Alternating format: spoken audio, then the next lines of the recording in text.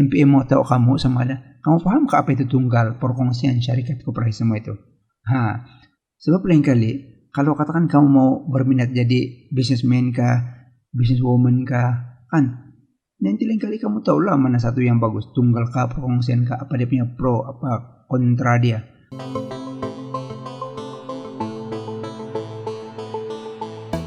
Halo guys, guys, kamu tahu kah guys, kayaknya kita mau habis 21 ini. Hari ini kita di mana sudah guys? Di sini. Nah, yang ini 1.3 entity dan activity perniagaan. Yang 1.2 kita sudah habis nih guys. 1.1 kita sudah belajar. Kan dalam video-video yang kita ada sebelum ini. Oke, jadi apa entity dan activity perniagaan? Bagian satu ini guys, yang awal ini 1.3.1 ini ada punya kandungan nih guys. Ini. Dia akan bagi tahu apa itu perniagaan tunggal, apa itu perkongsian, apa itu syarikat, koperasi, dan dia punya perbandingan. Contoh soalan dia akan tanya, oke, bezakan di antara perniagaan tunggal dengan pemilikan tunggal dengan perkongsian, atau perkongsian dengan koperasi. Lepas itu, langkah-langkah penubuhan, kan tunggal perkongsian itu dia punya step-step berlainan bah. Syarikat, syarat-syarat dia berlainan, koperasi, berapa ahli dia, itu. Maksud dia kan, untuk bagian ini lebih kepada ciri-ciri perniagaan tersebut. MPM mau tahu kamu sama ada. Kamu paham ke apa itu tunggal, perkongsian, syarikat, koperasi semua itu? Sebab lain kali kalau katakan kamu mau berminat jadi businessman kah, businesswoman kah, kan nanti lain kali kamu tahu lah mana satu yang bagus, tunggal kah, perkongsian kah, apa dia punya pro, apa kontra dia, mana yang mudah ditubuhkan, mana yang tidak, mana yang susah untuk ditubuhkan. Itu contoh dia. Jadi itulah tujuan silibus kita ini. Dia mau mengajar kamu sedia mana satu yang sesuai untuk diri kamu, untuk perniagaan kamu. Langkah-langkah supaya lain kali kamu tahu macam mana mau buat perniagaan, macam mana kamu buat syarikat kah. Oke. Jadi kita teruskan guys, apa yang kita belajar hari ini. Yang ini. Oke. Entity pemilikan dan aktiviti perniagaan. Oke, jenis dia. Oke. Nah, kalau kamu tengok sini, dia ada pemilikan tunggal macam yang saya cakap tadi itu. Perkongsian, syarikat, koperasi, dan syarikat ini terbagi kepada dua awam berhad dengan syarikat sendirian berhad. Kenapa terlampau banyak dia punya itu? Kenapa terlampau banyak dia punya jenis perniagaan ini? Dia masing-masing ada kebaikan keburukan. Tunggal mudah diuruskan, oke, senang ditubuhkan. Ambil lesen saja terdapat. Kalau syarikat, sangat-sangat susah. Banyak dia punya prosedur, oke. Perkongsian, banyak lagi dia punya celoteh sedikit. Walaupun mudah sedikit lah. Koperasi lain lagi di cara. Jadi ini disebabkan ada jenis tertentu perniagaan yang sesuai untuk ini, sesuai untuk ini. Jadi sebab itulah kamu diajar setiap satu supaya kamu tahu lain kali mana yang sesuai bagi kamu, mana yang sesuai bagi perniagaan kamu. Oke. Di sini apa itu pemilikan tunggal? Oke, dimiliki dan diuruskan di seorang individu saja. Oke. Dia punya ciri-ciri, dia letak sini semua. Oke. Kemudian apa kebaikan dia? Apa keburukan dia? Mudah ditubuhkan. Oke. Mudah terhad. Kalau mudah terhad, kalau setakat mungkin 5.000 kah, 10.000 kah, contoh begitu kan. Jadi macam yang untuk membuat cawangan-cawangan lain agak susah lah. Biasanya di kampung-kampung yang kecil-kecil. Itu jenis perniagaan yang ini. Jadi ini dia punya kebaikan, di keburukan dia. Inilah soalan-soalan selalu tanya. Sebab dia mau uji kamu tahu apa itu perniagaan tunggal, pemilikan tunggal. Oke, kemudian pergi perkongsian. Perkongsian pula ada bilangan ahli dia. Nih, tidak melebihi 20 orang. Oke, kalau kamu berkongsi, oke, macam mana dengan keuntungan dia? Macam mana dengan dia punya kerugian kalau berlaku? Pun dia kasih tahu sini semua. Oke, ada dia punya akta perkongsian 191. Oke. Kemudian ini kebaikan dia, keburukan dia. Semua dia bagi tahu sini. Modal yang lebih banyak. Oke kan beberapa orang, jadi dia boleh berkongsi. Oke, keburukan dia apa? Semua ada sini. Inilah yang perlu kamu ingat dalam periksaan. Oke, selalu ditanya bagian sini. Oke, dan pergi kepada syarikat. Oke, apa itu syarikat? Entiti perniagaan yang dimiliki oleh individu yang menyumbangkan modal dalam bentuk saham dan bersetuju berkongsi untung rugi. Oke, nah, dia lantiklah dia punya lembaga pengarah semua, ada semua sini. Nah, Oke, data uju syarikat, punya panduan-panduan, dokumen-dokumen. Nah, ini kamu akan baca ini. Oke, kemudian sampai sini ada 2 jenis, syarikat sendirian berhad, syarikat awam berhad. Oke, apa beza dia? Oke. Dana ini pernah keluar pada tahun 2010. Apa kebaikan keburukan syarikat? Salah satu kebaikan syarikat ini senang untuk kamu kumpul modal. Kalau mau minta sumbangan kan, ini modal yang lebih besar. So kita boleh publish saham, saham maksud dia kita boleh dapatkan saham dari orang ramai. Tapi dia punya keburukan, kerahasiaan syarikat. Ini kurang rahasia karena semua laporan keuangan kamu itu diaudit oleh orang luar. Kalau tidak, kamu akan dikenakan tindakan saman oleh kerajaan kalau kamu tidak audit.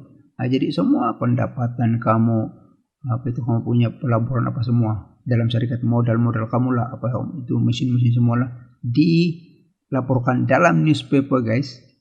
Dialah maksud saya di publik lah. Siapa-siapa boleh baca. Oke. Nah, itu antara kebaikan keburukan. Kemudian, apa perbedaan di antara syarikat sendirian berhad dan syarikat awam berhad? Oke, ini bilangan pemilikan saham. Ini pun ditanya dalam pemeriksaan nanti. Oke, kamu akan baca setiap satu yang ini. Boleh juga itu. Cukup banyak juga mau ingat.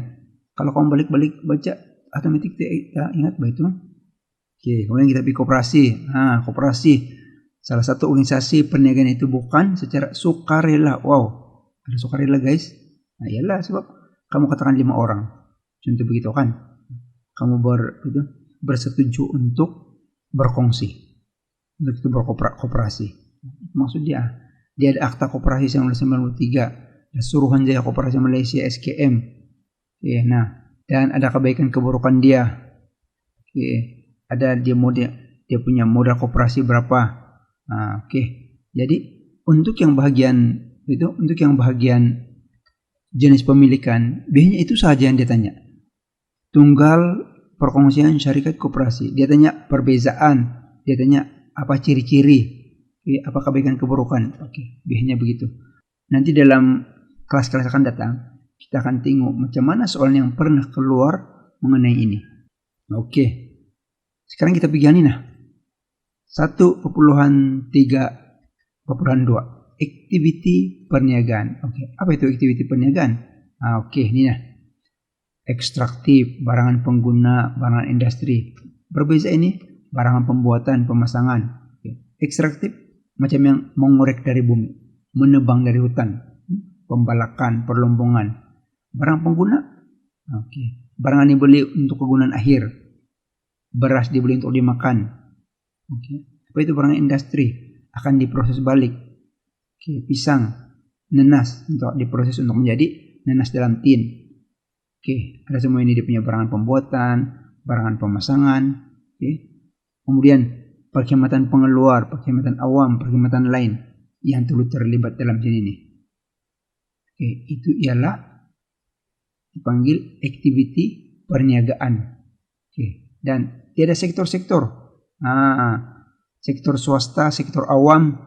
Inilah sektor awam. Kalau sektor awam ini macam kerajaan lah. Sektor swasta ini yang bukan kerajaan.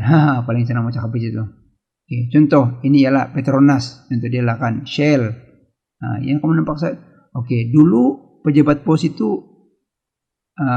awam tahu, tapi telah ditukar. Nanti dalam pengajian kamu belajar itu penswastaan di Malaysia. Dari sektor awam ada tujuan-tujuan dia itu, dari sektor awam pergi ke sektor swasta. Apa ciri-ciri kalau sektor swasta? Apa tujuan dia nih? Apa beza dia sektor swasta dengan sektor awam ini? Ada sini peranan sektor awam. Ini ada peranan-peranan dia. Kamu kan ingat sekurang-kurangnya 4 kemudian infrastruktur. Seperti kemudahan pengangkutan elektrik. Inilah sektor awam punya tugas ini ya. Kemudian pendidikan. Kita disediakan oleh sektor awam tuh, Kementerian Pendidikan dengan belanja berjuta-juta, menyediakan sekolah dan sebagainya. Kesehatan, lebih-lebih lagi sekarang ini musim-musim virus, sangat-sangat nampaklah dia punya sektor awam punya tugas ini. Dan penguatkuasaan undang-undang untuk mengecek harga, penyelewengan dari segi timbang dan sukat. Oke, penyeludupan barang-barang. Nah, itu contoh dia. Saya mau terangkannya badan berkanun. Kan tadi dia ada ini Pak. Sini ke atas dulu. Siap. Kan dia tadi sektor perniagaan. Oke. Sektor swasta. Oke.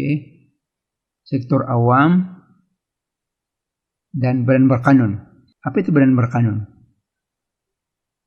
Badan berkanun ialah perbadan kerajaan atau agensi separa separa kerajaan. Dia hap-hap lah. Nah, dia dibantu oleh kerajaan, tapi pada masa yang sama dia juga adalah swasta. Oke.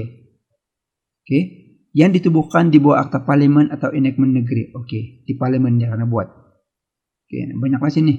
Nah, Perbadanan Kemajuan Pelancongan Malaysia, KWSP, Kumpulan Wang Simpanan Pekerja. Dan dia ada ciri-ciri nih, terpisah daripada perkhidmatan awam dan mempunyai lebih kebebasan untuk menjalankan aktiviti. Seperti syarikat swasta. Dia itu saya bilang tadi, dia macam hub-hub bah. Apa tujuan dia? Melalui badan berkanun juga kerajaan dapat menyediakan perkhidmatan awam. So kan dia tadi hub-hub. Jadi ada 3. Last kita pilih 1 bulan 3 bulan. Ini selalu keluar ini guys, tahap perniagaan ini. Jadi kalau boleh yang ini kamu akan konsentrate lebih sedikit. Primer, apa itu primer? Sekunder, apa itu sekunder? Tertier. Primer ini maksud dia yang asas. Ini yang paling awal merupakan aktiviti pengeluar ekstraktif. Macam tadi itu bahan mentah, kayu balak, pertanian, perlombongan. Itu ialah primer. Contoh dia nanti kayu balak kah, kelapa sawit kah, lombong biji timah kah. Sekunder, dari nama dia pun kita tahu. Second, kan sekunder. Sekunder ialah aktiviti untuk memproses yang di atas tadi tuh, memproses bahan mentah yang dihasilkan daripada tahap primer. Jadi perkataannya mesti ada dalam jawaban kamu. Tahap sekunder merujuk kepada aktiviti memproses bahan mentah yang dihasilkan dari tahap primer. Itu mesti ada di sini bila kamu menguraikan. Biasanya dia akan minta uraikan atau jelaskan 3 tahap perniagaan. Ini. Jadi itu tuh mesti ada dihasilkan dari. Maksudnya kesinambungan bah.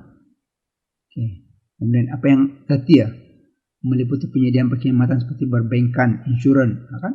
Kalau kita menjalankan aktiviti primer ini, katakan pertanian, pembalakan, mesti kamu ada gudang, mesti ada kamu insurans. Kalau pembalak itu cedera, dia perlu pergi hospital, dia perlu bayar. Ini kaitan dia dengan Nina tertier ini.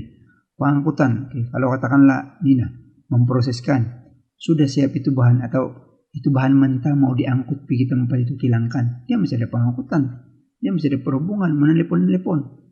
Itu. Jadi 1, 2, 3 ini sangat-sangat berkaitan kawan-kawan dia. Primer, sekunder, dan tertier.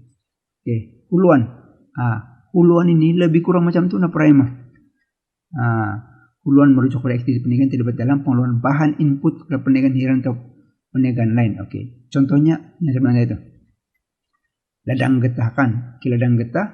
Jadi dapat susu getah. Itu susu getah akan dihantar ke hiliran. Kayu balak akan dihantar ke hiliran, yaitu kedai perabot atau kilang perabot. Kalau susu getah tadi itu kepada kilang membuat tayar. Jadi huluan duluan, hiliran selepas itu. Kilang menternak ayam kepada KFC. Macam tidak begitu. 2 ini selalu ditanya nih, huluan dan hiliran, apa dia punya contoh? Kemudian seterusnya adalah domestik. Domestik maksud dia, perkataan domestik ini sebenarnya maksud dia adalah tempatan. Perkataan lain bagi domestik adalah tempatan. Perniagaan domestik ialah perniagaan yang hanya berlaku dalam negara. Ini dalam negara saja.